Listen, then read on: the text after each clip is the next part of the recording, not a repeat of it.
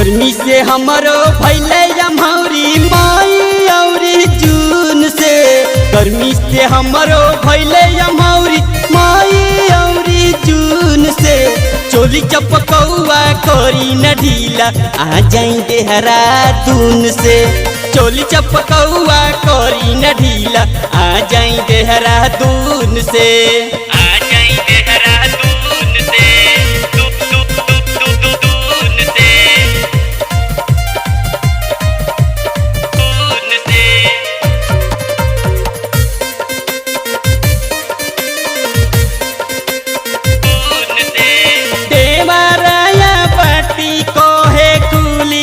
Lockdown भैया के छोड़ा टेंशन बीपी होई डाउन। बीपी होई डाउन। देवराया बाटी को है खुली ना लॉकडाउन। भैया के छोड़ा टेंशन बीपी होई डाउन। जैसे हमके देखे ओकरा पानी चुए पतलून से। जैसे हमके देखे ओकरा पानी चुए पतलून से। चोली चपकौआ कोरी न ढीला आ जाई देहरादून से। चोली चपकौआ कोरी न ढीला आ जाई देहरादून से।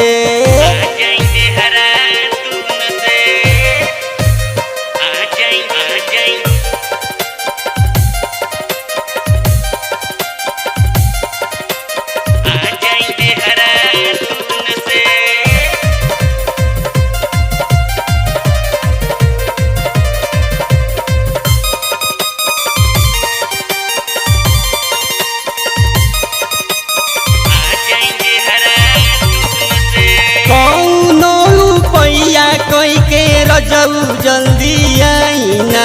रोजे बसियाता खाना जल्दी आके खाईना। कौनो पैया कोई के रजऊ जल्दी आईना। रोजे बसियाता खाना जल्दी आके खाईना। घरवा में आके रोही इमुनवा जैसे हनीमून से। घरवा में आके रोही दरोगवा जैसे हनीमून से।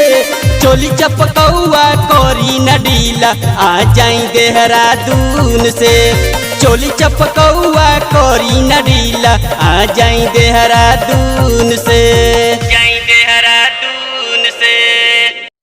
ए जी हाँ जी दबाइए ना क्या? सब्सक्राइब के लाल बटन।